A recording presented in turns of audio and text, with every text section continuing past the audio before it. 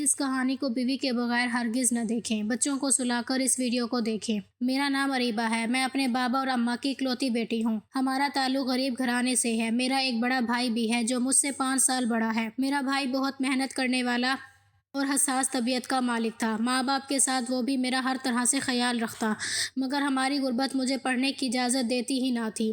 میری ضد پر مجھے کچے کمروں میں اور ٹاٹ والے اسکول میں بھیج کر بمشکل 5 جماعتیں پڑھائیں اور پھر گھر بٹھا لیا، اور میری یہ ضد پوری کرنے میں سراسر بڑے بھائی کا ہاتھ تھا۔ ہمارے اسکول کا ماسٹر ایک نیک دل انسان تھا۔ اس نے بھی میرا کم سے کم خرچہ کروایا تھا، مگر پھر بھی مزید تعلیم حاصل کرنا ممکن نہ تھا اور مجھے بہت اچھی طرح اندازہ تھا، میں بھی خاموش ہو کر گھر بیٹھ گئی۔ میرے ابا نے 2 شادیاں کی تھی۔ ان کی دوسری شادی 40 سال کی عمر میں ہوئی تھی۔ بابا کی پہلی بیوی کی وفات شادی کے تھوڑے مہینوں کے بعد ہی ہو گئی تھی، جس سے کوئی اولاد نہیں ہوئی تھی۔ بابا ٹھیکیدار کے پاس مزدوری کا کام کرتے تھے۔ ان کی آمدنی اتنی نہیں تھی کہ دوسری شادی کر سکتے۔ اتنی ساری جمع پونجی انہوں نے پہلی شادی پر خرچ کر دی تھی، لیکن 40 سال کی عمر میں انہیں احساس ہوا کہ اب وہ اکیلے نہیں رہ پائیں گے۔ بڑھاپے کے سہارے کے لیے انہیں کسی ساتھی کی ضرورت پڑے گی۔ تب انہوں نے لوگوں کے گھروں میں کام کرنے والی ایک بیوہ عورت سے شادی کر لی۔ اس کا 5 سال کا بیٹا بھی تھا۔ اس کا نام موہد تھا۔ ان ماں بیٹے کا بھی ایک دوسرے کے سوا کوئی نہ تھا۔ انہیں بھی گھر اور سہارے کی تلاش تھی، جو تلاش میرے بابا نے پوری کر دی۔ بابا کی دوسری شادی کے پورے 2 سال بعد میرا جنم ہوا۔ میرا نام اریبہ رکھا گیا۔ میں بہت خوبصورت تھی، مگر ابھی 10 سال کی ہوئی تھی کہ بابا ہمیں چھوڑ کر اس دنیا سے چلے گئے۔ وہ ایک روز کام کے دوران حادثے کا شکار ہو گئے تھے۔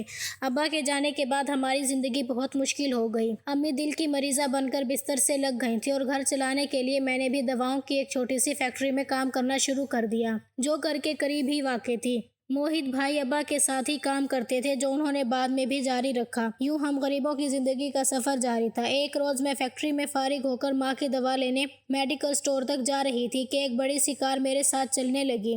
میں نے نظریں اٹھا کر دیکھا تو ڈرائیونگ سیٹ پر ایک اچھی شکل و صورت کا بہترین صورت میں ملبوس تقریباً 30 سال کا ایک نوجوان بیٹھا تھا۔ وہ بڑی میٹھی نظروں سے مجھے دیکھ رہا تھا۔ اس کی نظروں کی تاب نہ لاتے ہوئے گھبرا کر میں نے اپنی نگاہیں نیچے کر دیں اور آگے کی طرف چل پڑی، مگر یہ تو روز کا معمول بن گیا۔ وہ راستے میں آتے جاتے مجھے دیکھتا اور مسکراتا رہتا۔ ایک دن اس نے بات کرنے کی کوشش کی اور پھر بات کرتے ہوئے میرا نام پوچھ لیا، پھر اپنی محبت کا اظہار بھی کر دیا۔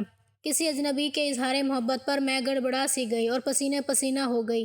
رات کو بستر پر لیٹے لیٹے میں نے اس کے بارے میں سوچا تو خود پر فخر ہونے لگا کہ کسی کھاتے پیتے گھرانے کا چشم و چراغ میری محبت میں دیوانہ ہے۔ تب میں نے اس کی محبت کا جواب محبت سے دینے کا فیصلہ کر لیا۔ آنکھیں موند کر اس کے خیالوں میں گم ہو گئی۔ اس طرح ہماری محبت کی کہانی کا آغاز ہو گیا۔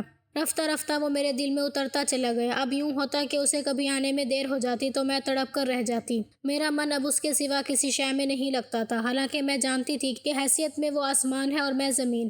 وہ امیر خاندان کا پڑھا لکھا نوجوان، ایسے میں 5 جماعتیں پاس اور غریب خاندان کی معمولی سی لڑکی۔ میرا اور اس کا کوئی میل جول نہیں تھا، پر دل کیا کرتا، محبت تو اندھی ہوتی ہے، اونچ نیچ اور ذات پات کہاں دیکھتی ہے۔ اس طرح ہماری محبت کا یہ سلسلہ چل نکلا۔ وہ اکثر اپنی گاڑی میں مجھے گھمانے کے لیے لے جاتا، کبھی ہم سیر و تفریح کرتے تو کبھی کسی بڑے ہوٹل میں کھانا کھانے نکل جاتے۔ اس کا نام وقاص تھا۔ اس کے والد کا انتقال ہو گیا تھا۔ وہ ماں باپ کی اکلوتی اولاد تھا۔ فیملی میں اس کی ماں کے علاوہ کوئی دوسرا نہیں تھا۔ اس کا ذاتی کاروبار تھا۔ ایک دن وقاص مجھے اپنی ماں سے ملوانے اپنے گھر لے گیا۔ اس کا کہنا تھا کہ اس کی ماں اپنے بیٹے کی شادی تو کرنا چاہتی ہیں، لیکن بہو کو چننے کے معاملے میں وہ بڑی احتیاط برتتی ہیں۔ وقاص نے مجھے اپنی ماں کے اصولوں کے بارے میں کافی سمجھایا، جو کافی حد تک عجیب و غریب بھی تھے۔ اس نے بتایا کہ اماں کچھ دیر کے لیے شاید تمہیں اپنے کمرے میں لے جائیں، تم سے کچھ سوالات کریں۔ تم برا مت ماننا۔ میں تو اماں کو سمجھاتا رہتا ہوں کہ یہ باتیں آج کل کے زمانے میں اچھی نہیں لگتی، مگر کیا کروں، اماں ہے کہ وہ مانتی نہیں۔ تم سے پہلے بھی ایک لڑکی پر میرا دل آیا تھا، لیکن اماں نے کہا کہ یہ کنواری نہیں۔ خدا جانے اماں تمہارا کیا حشر کرے گی۔ وہ ہنستے ہوئے بولا۔ اس بات کا مطلب میں سمجھ گئی تھی، مگر یہ نہ جان پائی کہ اس کی اماں غیر شادی شدہ لڑکیوں سے کنوارے پن کی تصدیق کرتی ہی کیوں ہے۔ کیا انہیں کسی لڑکی کے کردار پر یقین نہ تھا؟ یہ بات مجھے عجیب سی لگی۔ اگر مجھے اس لڑکے سے محبت نہ ہوتی تو میں اس کڑے امتحان سے کبھی نہ گزرتی۔ لیکن کہتے ہیں کہ محبت انسان کی آنکھوں پر پٹی باندھ دیتی ہے اور اس سے سب کچھ کروا لیتی ہے۔ وقاص مجھے اپنے گھر لے گیا۔ میں بہت گھبرا رہی تھی کہ کہیں اس کی ماں مجھے بھی ٹھکرا نہ دے، پر ایسا کچھ بھی نہیں ہوا۔ وہ مجھے بہت محبت سے ملی۔ انہیں دولت مند ہونے کا ذرا بھی گھمنڈ نہیں تھا۔ وہ دولت سے زیادہ شرافت اور اچھی سیرت کی قائل تھی۔ وقاص نے ان کو میرے بارے میں سب کچھ بتا دیا تھا۔ انہیں اس بات پر تک کوئی اعتراض نہیں تھا کہ میں غریب ہوں۔ وہ کہ پہلی نظر میں مجھے پسند کر لیا تھا۔ کہا بھی تھا کہ بیٹا تم مجھے بہت پسند آئی ہو، اب میں اپنے بیٹے کی شادی میں دیر نہیں کروں گی، لیکن اس سے پہلے کہ میں تمہارا ہاتھ مانگنے تمہارے گھر آؤں مجھے تم سے ایک بات کی تصدیق کرنی ہے۔ اور یہ سن کر وقاص کمرے سے باہر چلا گیا۔ مجھے گھبراہٹ ہونے لگی۔ جی آنٹی، میں آپ کے ہر سوال کا جواب دوں گی۔ مجھ پر گھبراہٹ طاری ہو گئی۔ ان کا انداز ہی ایسا تھا کہ میرے پسینے چھوٹ گئے۔ وقاص کے جانے کے بعد انہوں نے کمرے کا دروازہ بند کر لیا اور مجھے بیڈ پر بیٹھنے کا کہا۔ آنٹی کی نظریں تو ایسی تھی جیسے کوئی پولیس والا کسی مجرم سے تفتیش شروع کرنے جا رہا ہو۔ میں سمٹ کر بیٹھ گئی اور پھر اگلا لمحہ ڈر سے بھرپور تھا۔ مجھے تو اس وقت آنٹی کی ذہنی حالت پر شک ہوا جب انہوں نے ایک قدر موٹا اور لمبا دھاگا میرے سامنے کیا اور دھاگا فضا میں لہراتے ہوئے مجھ سے وہ بات کہی کہ میں نے جس کا تصور بھی نہیں کیا تھا۔ پھر ان کی جانچ پڑتال کے بعد میری خوشی کی انتہا نہ رہی جب مطمئن ہوئی انہوں نے مجھے پسند کر لیا۔ آنٹی نے اپنے بیٹے کو بتایا کہ وہ کل میرے گھر میرا رشتہ لے کر آئیں گی۔ وقاص کے گھر سے رشتہ آیا تو میری والدہ اور بھائی خوشی سے پاگل ہو گئے۔ پھر چند روز بعد میں دلہن بن کر وقاص کے گھر آ گئی، مگر یہاں آتے ہی مجھ پر وہ خوفناک انکشاف ہوا کہ میرے سارے خواب چکنا چور ہو کر رہ گئے۔ وقاص کا اصل روپ میرے سامنے آ گیا۔ شادی کی پہلی ہی رات انہوں نے مجھ پر بھی انکشاف کیا کہ زندگی کی ساری خوشیاں مجھ پر حرام ہو گئیں۔ میری ماں ایک فرسودہ خیالات کی مالک عورت ہے۔ وہ اپنی ماں کا غصہ مجھ پر نکال رہے تھے۔ جانتی ہو میں کسی اور سے محبت کرتا ہوں، اس کا نام عائشہ ہے۔ یہ شادی میں نے تم سے اپنی ماں کی خوشی کے لیے کی ہے، اسے میری محبت مت سمجھنا۔ ان کے اس دنیا سے رخصت ہوتے ہی میں تمہیں طلاق دے کر اس گھر سے نکال دوں گا اور عائشہ کو اپنی دلہن بنا کر اس گھر میں لے آؤں گا۔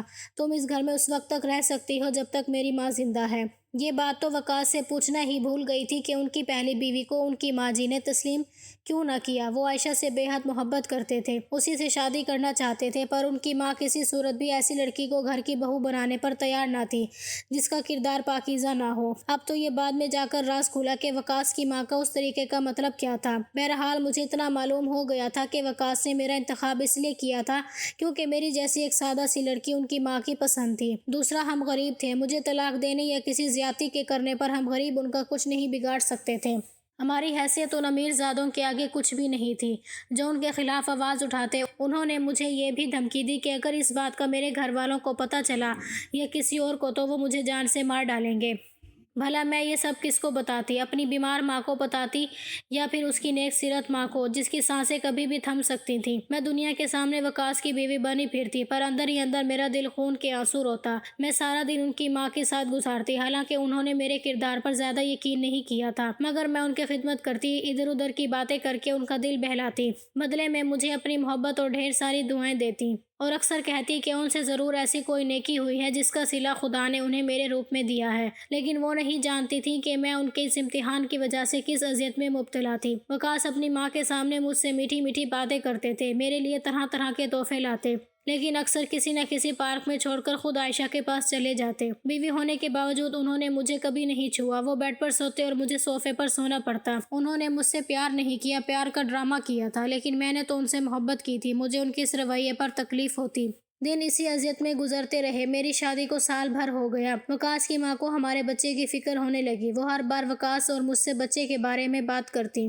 وہ ہمیشہ جھوٹ بول کر ٹالتے رہتے۔ امی، ہم نے سب سے اچھے ڈاکٹرز کو دکھایا ہے، دونوں میں کوئی مسئلہ نہیں ہے، بس یہ اوپر والے کے فیصلے ہیں، جب وہ مہربان ہو تو بچہ تب ہی ہوگا۔ میری شادی کے چند سال بعد مجھ پر ایک اور قیامت اٹھی جب پتہ چلا کہ میرا بھائی پولیس کے ہاتھوں مارا گیا۔ ماں تو میری شادی کے کچھ عرصے بعد ہی چل بسی تھی۔ بھائی یہ کہہ کر لاہور چلے گئے تھے کہ انہیں کہیں کام مل گیا ہے، پر انہیں غلط بیانی سے بلایا گیا تھا۔ انہیں کسی ایسی فیکٹری میں کام نہیں ملا تھا، بلکہ ڈاکہ اور چوری کرنے والے خطرناک گروہ میں شامل ہو گئے تھے۔ تب بھی وہ اس برے دھندے میں لگ گئے تھے۔ ایک دن پولیس نے ان کو ڈاکہ کرتے ہی گھیر لیا، جس میں بھائی پولیس کی اندھی گولی کا نشانہ بن گئے، جبکہ ایک گروہ باقی لڑکے بھاگنے میں کامیاب ہو گئے۔ اس صورتحال میں آخری سہارا بس وقاص کی ماں رہ گئی ہے۔ مجھے دیر رات تک لمبی دعائیں کرنی ہیں اور ہر صورت انہیں خوش رکھنے میں لگی رہتی، مگر میری یہ تمام کوششیں اس وقت رائگاں چلی گئیں جب وہ ایک رات خاموشی سے یہ دنیا چھوڑ گئیں۔ انہیں نیند کی حالت میں ہی مردہ پایا۔ میری شادی کو ابھی بمشکل 2 سال ہی ہوئے تھے کہ میرا آخری سہارا بھی چلا گیا۔ یہ سوچ کر میرا دل گھبرا رہا تھا کہ میرے ساتھ کیا ہونے والا ہے۔ ماں کا سوئم ہوتے ہی وقاص عائشہ سے شادی کر کے اسے گھر لے آئے۔ میں نے اس کو تب پہلی بار دیکھا تھا۔ وہ معمولی سی لڑکی تھی، سانولے رنگ کی، تقریباً 30 سال کی پختہ عورت الگ لگ رہی تھی۔ اس میں کوئی ایسی خاص بات نہیں تھی جس کی وجہ سے وقاص اس کے لیے دیوانے تھے۔ ان دونوں کو اپنے سامنے دیکھ کر میرے جسم سے تو جان ہی نکل گئی۔ یہ وہ لمحہ تھا جس کے نہ آنے کے لیے میں نے اپنے رب کے سامنے گڑ گڑا کر دعائیں مانگی تھیں، پر آج وہ گھڑی آ گئی۔ میرے سر پر وقاص مجھے طلاق دینے کے ارادے سے میرے قریب آئے تو میں ان کے پیروں میں گر گئی۔ خدا کے واسطے مجھے طلاق مت دو، مجھے گھر سے مت نکالیں، میرا اس دنیا میں کوئی نہیں ہے، مجھ پر رحم کریں، میں کہاں جاؤں گی؟ رو رو کر ہچکیاں بندھ گئیں۔ مجھے اپنی نوکرانی بنا لے، میں اپنے اور آپ کے رشتے کو بھول جاؤں گی، بس یہ یاد ہوگا کہ میں اس گھر کی نوکرانی ہوں۔ پہلے بھی آپ نے جیسا کہا ویسا ہی کیا، آگے بھی ویسا ہی کروں گی، آپ کو شکایت نہیں ہوگی۔ جب وقاص کی طرف سے کوئی جواب نہیں ملا تو میں نے ان کے پیروں پر اپنا سر رکھ دیا، ساتھ ہی ساتھ دعائیں کر رہی تھی کہ ان دونوں کا دل میرے لیے نرم ہو جائے، ان کے دل میں میرے لیے رحم آ جائے، اور خدا نے میری دعا قبول کر لی۔ وقاص اس بات پر راضی ہو گئے۔ بیوی کی مرضی پوچھنے کے لیے اس کی طرف دیکھا تو اس نے بھی ہاں میں سر ہلاتے ہوئے کہا، ٹھیک ہے، اسے چھوڑ دو، ہم اسے اپنی ملازمہ بنا کر رکھیں گے۔ میں نے دل میں خدا کا لاکھ لاکھ شکر ادا کیا۔ اگلے روز وہ دبئی چلے گئے۔ 1 مہینے کے بعد ان کی واپسی ہوئی اور دھیرے دھیرے سے سارے نوکر چلے گئے۔ یہ سارے پرانے اور وفادار نوکر تھے جس سے وقاص کی ماں بہت محبت کرتی تھی، یہاں تک کہ اس ماسی کو بھی نکال دیا تھا۔ وقاص نے کہا، اریبہ اب اس گھر کو سنبھال لے گی۔ وقاص اسے اف تک نہیں کہتے تھے، اسے دیوانوں کی طرح چاہتے تھے۔ عائشہ نے پوری طرح مجھے گھر کی نوکرانی بنا دیا، ہر کام میں ہی کرتی تھی۔ ایک دن وہ میرے پاس آئی اور اس نے مجھ سے جو کہا وہ میرے لیے قابل برداشت تھا۔ سنو، تم تو جانتی ہو وقاص کی ماں نے مجھے کیوں قبول نہیں کیا تھا۔ میں نے لا علمی کا اظہار کیا تو کہنے لگی، میں ایک طوائف رہ چکی ہوں اور ظاہر ہے میں کنواری نہیں تھی۔ وقاص کی ماں کو ہمیشہ سے کنواری لڑکی کی تلاش تھی، نہ جانے کیسی خبیث بڑھیا تھی۔ خیر چھوڑو ان باتوں کو، میں تمہیں یہ بتا رہی تھی کہ وقاص مجھ سے بے پناہ محبت کرتے ہیں، اس وقت سے جب سے وہ تمہیں محبت کے جال میں پھنسا رہے تھے، مگر تم تو جانتی ہو طوائف کا دل کبھی ایک مرد سے نہیں بھرتا۔ وقاص کے کام پر جاتے ہی میرا دل بہلانے کے لیے لوگ آیا کریں گے۔ اس بات کا علم اس کو نہیں ہونا چاہیے، ورنہ نتیجے کی ذمہ دار تم خود ہوگی۔ میں اس کو حیرت سے دیکھنے لگی۔ اسے وقاص جیسا وفادار محبت کرنے والا دولت مند شوہر ملا تھا جس نے کبھی بھی اپنی بیوی کے علاوہ کسی کی طرف نہیں دیکھا تھا۔ اس کو تو شکر ادا کرنا چاہیے تھا کہ وقاص نے اسے گندگی سے نکالا، مگر گندگی کا کیڑا گندگی کو ہی پسند کرتا ہے۔ مجھے سمجھ آنے لگا کہ اس نے گھر کے نوکروں کو کیوں نکالا تھا، محض اس لیے کہ وہ عائشہ کے پاس طرح طرح کے مردوں کو آتا دیکھتے تو اس بات کی خبر وقاص کو کر دیتے۔ میرا کیا تھا، میرے دیکھنے نہ دیکھنے سے کوئی فرق نہیں پڑتا۔ وقاص کا دل اب بھی اس میں اٹکا ہوا تھا۔ خیر اسی طرح دن گزر رہے تھے۔ جمعرات کا دن تھا۔ وقاص کو آفس گئے ہوئے 3-4 گھنٹے ہو گئے تھے اور عائشہ اپنے بیڈ روم میں ایک آدمی کے ہمراہ دل بہلا رہی تھی اور میں ہمیشہ کی طرح باہر ان کی رکھوالی کا کام کر رہی تھی۔ دوسرے کاموں کی طرح یہ کام بھی میرے ذمہ ہوتا تھا۔ میرے پاس 2 موبائل تھے، جب بھی وہ اس کام میں مصروف ہوتی ایک مجھے دے دیتی تاکہ اگر کوئی گڑبڑ ہو یا وقاص اچانک آ جائے تو میں گیٹ پر ان کی گاڑی کا ہارن سنتے ہی اسے فون پر آگاہ کر دوں اور وہ سب سنبھال لے۔ کمرے میں گئے ہوئے بھی 1 ہی گھنٹہ ہوا تھا کہ شور کی آواز سن کر میں اپنی جگہ سے اچھل پڑی۔ میری سمجھ میں کچھ نہیں آ رہا تھا۔ گولی کی آواز عائشہ کے بیڈ روم سے آئی تھی، وہاں سے چیخنے چلانے اور شور کی آوازیں بھی آنے لگیں۔ میں اس طرف بھاگی اور ابھی کمرے کے قریب پہنچی تھی کہ جھٹکے سے دروازہ کھلا اور وہی مرد جو عائشہ کے ساتھ کمرے میں تھا وہ کمرے سے نمودار ہوا۔ اس کے ہاتھ میں کپڑے تھے تو وہ پہن نہیں سکا، وہ باہر کی طرف بھاگتا چلا گیا۔ میں باہر کا منظر تو دیکھ گئی تھی لیکن اندر کا منظر دیکھ کر میں سکتے میں رہ گئی۔ عائشہ بھی بیڈ پر قابل اعتراض حالت میں بیٹھی تھی اور خوف سے اس کا وجود لرز رہا تھا۔ اس کے سامنے وقاص کھڑے تھے، اس کی آنکھوں میں خون اترا ہوا تھا، وہ غصے سے اسی کو گھور رہے تھے۔ اس سے پہلے کہ وہ اس بے وفا عورت کی جان لے لیتے میں نے انہیں روک لیا۔ وقاص غصے میں چلا رہے تھے، کمینی عورت، میں نے تیرے لیے کیا کچھ نہیں کیا، بدذات، تو نے میرے گھر کو کوٹھا بنا دیا، تو گندی نالی کا وہ کیڑا ہے جو صاف ستھری جگہ میں نہیں رہ پاتا۔ تو نے سوچا بھی کیسے کہ مجھے تیری عیاشیوں کا پتہ نہیں چلے گا؟ مجھے تو اسی وقت پتہ چل چکا تھا جب تو ایک ایک کر کے سب نوکروں کو نکال رہی تھی اپنی عیاشیوں کے لیے۔ تو نے یہ بھی نہ سوچا کہ اتنے بڑے گھر کا حصہ بننے کے بعد بنا نظر میں آئے یہ کام کیسے کرے گی۔ پہلی بار ان کی زبان پر میرا نام آیا۔ ٹھیک کہتی تھی میری ماں، اس کا دھاگا غلط، مگر اس کی نظر خراب نہیں ہو سکتی تھی۔ اس نے صحیح کہا تھا کہ یہ عورت کبھی بھی ایک مرد کے ساتھ خوش نہیں رہ سکے گی۔ میں نے ہی اپنی ماں کی بات نہیں مانی اور آج تو جیسی ذلیل عورت کے ہاتھوں میں اپنا دل برباد کر بیٹھا ہوں۔ تو بدلے میں مجھے دھوکہ دیتی رہی اور میں اپنی ماں سے جھوٹ بولتا رہا اور تمہاری وجہ سے میں اپنی بیوی پر ظلم کرتا رہا اور تم چاہتی ہو کہ میں تمہیں چھوڑ دوں۔ اس کی منتوں کے بدلے میں وکاس نے اس سے کہا اور پھر اسے طلاق دے کر گھر سے نکال دیا۔ پھر وہ میرے سامنے دونوں ہاتھ جوڑ کر مجھ سے معافی مانگنے لگے۔ میرے لیے یہی کافی تھا کہ انہیں احساس ہو گیا تھا۔ بعد میں نے اپنے تمام پرانے نوکروں کو پھر سے رکھ لیا۔ 1.5 سال کے بعد خدا نے ہمیں بیٹے سے نوازا۔ وکاس مجھ سے بہت پیار کرتے تھے، اب میں بہت خوش ہوں۔ یہ سچ ہے کہ خدا کے ہاں دیر ہے اندھیر نہیں، وہ اپنے بندوں کی دعاؤں کو سنتا ہے۔ ان کی دعاؤں کی قبولیت اپنے وقت مقررہ وقت پر ہوتی ہے، اور میں سمجھتی ہوں کہ اس ذات کے ہر کام میں بہتری ہے۔ اگر وہ اس عورت کو ماں کے کہنے پر چھوڑ دیتے تو ایک خلش ان کے دل میں ہمیشہ رہتی تھی، اور وہ مجھے بھی شاید اتنا پیار اور عزت نہ دے پاتے، بس سمجھوتا ہی نبھاتے ساری زندگی۔